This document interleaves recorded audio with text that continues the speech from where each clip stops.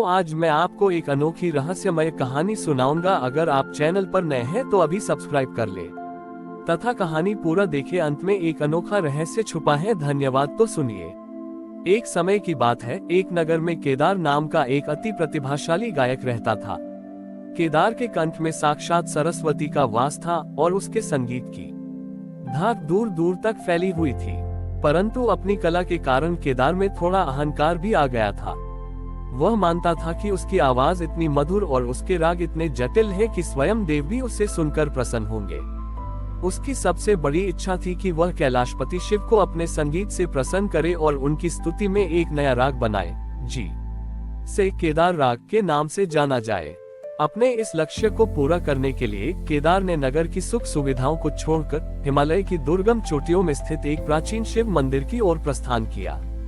यह मंदिर एकांत में था, जहां केवल हवा की सरसराहट और पत्थरों पर गिरते झरने की आवाज ही सुनाई देती थी। केदार ने 3 दिनों तक मंदिर में कठोर साधना की और फिर अपने सबसे जटिल और मधुर रागों को गाना शुरू किया। उसकी आवाज इतनी ऊंची और साफ थी कि ऐसा लगता था जैसे उसने पहाड़ की शांति को भंग कर दिया हो।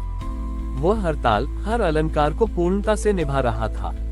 3 दिन तक लगातार अपनी कला का प्रदर्शन करने के बाद केदार ने गर्व से आंखें खोली और शिवलिंग की ओर देखा, ये जानने के लिए कि शिव ने उसे कोई आशीर्वाद दिया या नहीं। लेकिन वहां सब कुछ पहले जैसा शांत था, कोई चमत्कार नहीं हुआ। तभी उसकी नजर मंदिर के कोने में झाड़ू लगा रही एक वृद्ध भस्माधारी स्त्री पर पड़ी। वह स्त्री जन्म से बहरी थी, इसलिए उसने केदार के संगीत की एक भी ध्वनि नहीं सुनी थी। केदार ने खींचकर उससे पूछा, माँ, क्या तुमने मेरा संगीत सुना? वृद्धा ने मुस्कुराते हुए सिर हिलाया और कहा, पुत्र, मुझे तो कुछ सुनाई नहीं देता, पर मैंने तुम्हारी आंखों में प्रसन्नता देखी। क्या तुम इतने जोर से इसलिए गा रहे थे ताकि तुम्हारे भीतर की खुशी बाहर आ जाए? उद्धरण चिन्ह। केदार का अहंकार चूर चूर हो गया। उसे गुस्सा आया कि उसने अपनी सर्वश्रेष्ठ कला उस पर व्यर्थ की जिसे सुनाई ही नहीं देता। उसने क्रोध में शिवलिंग की ओर देखकर कहा, हे महादेव, आपने मेरी कला को अनदेखा क्यों किया? क्या आपको मेरा संगीत इतना अप्रिय लगा? तभी मंदिर के भीतर एक गहरा मौन छा गया, ऐसा मौन जिसमें हर ध्वनि समा गई थी। केदार ने महसूस किया कि उसके हृदय की धड़कनें भी सुनाई दे रही हैं। फिर उस मौन के बीच उसके भीतर एक अनाहत नाद, वह ध्वनि जिसे बिना किसी वस्तु के टकराए सुना जाता है, गूंज उठा। केदार ने देखा कि शिवलिंग के चारों ओर प्रकाश फैल रहा है। एक आवाज जो कानों से नहीं, आत्मा से सुनी जाती थी, केदार से बोली, केदार, तुमने मेरे लिए नहीं गाया, तुमने अपनी कला की श्रेष्ठता साबित करने के लिए गाया। तुम्हारा स्वर भले ही मधुर था, पर उसमें अहंकार का एक बेसुरा ताल था। वह वृद्ध स्त्री मेरे से बसे करीब है, क्योंकि वह तुम्हारे स्वर को नहीं सुनती, बल्कि तुम्हारे भाव को देखती है। मेरा प्रिय संगीत तो वह है जो सृष्टि के मौन में बसता है, झरने के गिरने का लय और तुम्हारे हृदय की धड़कन का ताल। सच्चा राग वह है जो शांति को भंग नहीं करता, बल्कि शांत करता है। केदार ने उसी क्षण अपने वाद्य यंत्र एक तरफ रख दिए। उसने समझा कि शिव को आकर्षित करने के लिए कर्णप्रिय संगीत नहीं, बल्कि करुणा से भरा निश्चल हृदय चाहिए। उसने उस वृद्ध माँ के चरण छूकर क्षमा मांगी और फिर बिना किसी वाद्य यंत्र के केवल अपने भीतर के शुद्ध भाव से अत्यंत धीमी और मधुर ध्वनि में गाना शुरू किया। इस बार उसने उस वृद्ध माँ के आनंद के लिए गाया, अपने अहंकार के लिए नहीं। जब उसने गाना समाप्त किया तो वृद्ध माँ की आंखों से प्रेम के आंसू बहने लगे। केदार ने महसूस किया कि यही सच्चा प्रसाद था। वह जीवन भर वहीं रुका और उसने मौन में संगीत की शक्ति को पहचाना। वह अब किसी को नहीं बताता था कि शिव ने उसे क्या सिखाया, क्योंकि उसने जान लिया था कि शिव की सबसे बड़ी शिक्षा हमेशा मौन में ही छिपी रहती है। केदार ने उस दिव्य अनुभव के बाद अपने अहंकार को पूर्ण रूप से त्याग दिया। उसने अपने वाद्य यंत्र वहीं छोड़ दिए और जीवन भर उस वृद्ध बहरी माँ की सेवा में लगा रहा। वर्षों बीत गए। केदार अब केवल मौन बाबा के नाम से जाना जाने लगा। वह कभी कभी ही गाता था, और जब गाता भी था तो वह ध्वनि इतनी धीमी होती थी कि केवल पास बैठी माँ ही उससे महसूस कर पाती थी। वह अपने भीतर उस अनाहत नाद, अनहद नाद को सुनने का अभ्यास करने लगा, जिसे संसार के कोलाहल में ढूंढना असंभव था। लेकिन केदार की पुरानी कीर्ति पूरी तरह मिट नहीं पाई थी।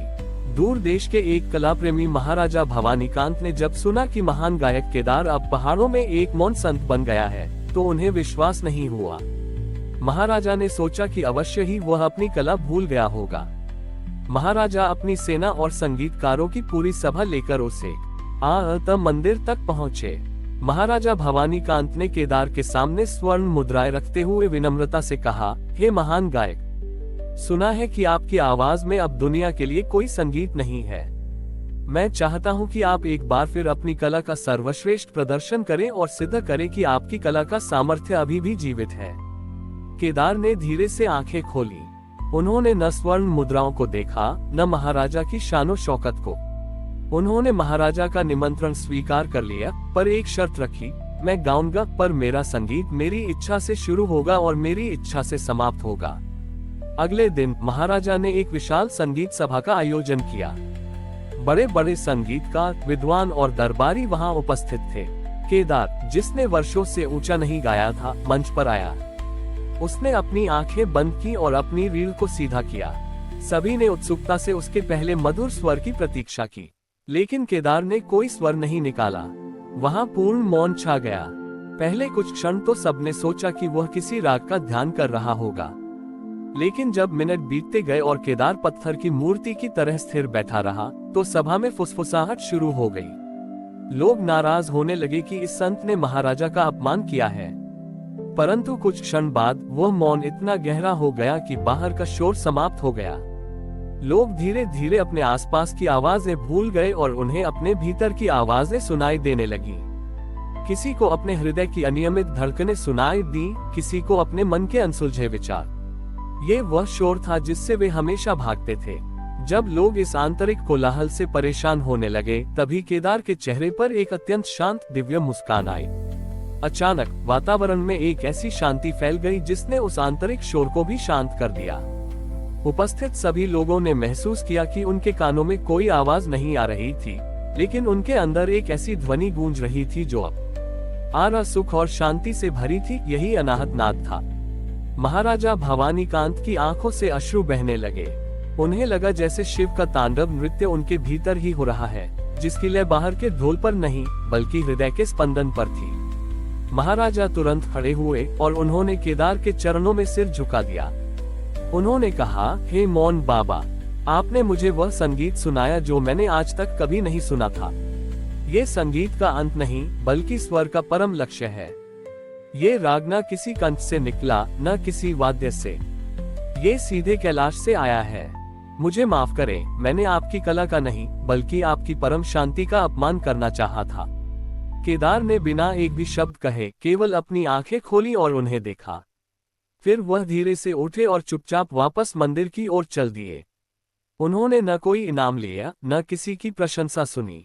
महाराजा और सारे दरबारी मौन में खड़े रहे और समझ गए कि केदार ने अब केवल गाने की कला नहीं, बल्कि ईश्वर में लीन होने की कला प्राप्त कर ली है। हमारी और भी आध्यात्मिक एवं अनोखी कहानियां देखने के लिए हमारे चैनल पर जाएं तथा धार्मिक एवं पौराणिक अनोखी कहानियां हमारे चैनल पर है। कृपया जाके देखें तथा हमारे चैनल को सब्सक्राइब करके रखें और वीडियो लाइक जरूर करें। धन्यवाद।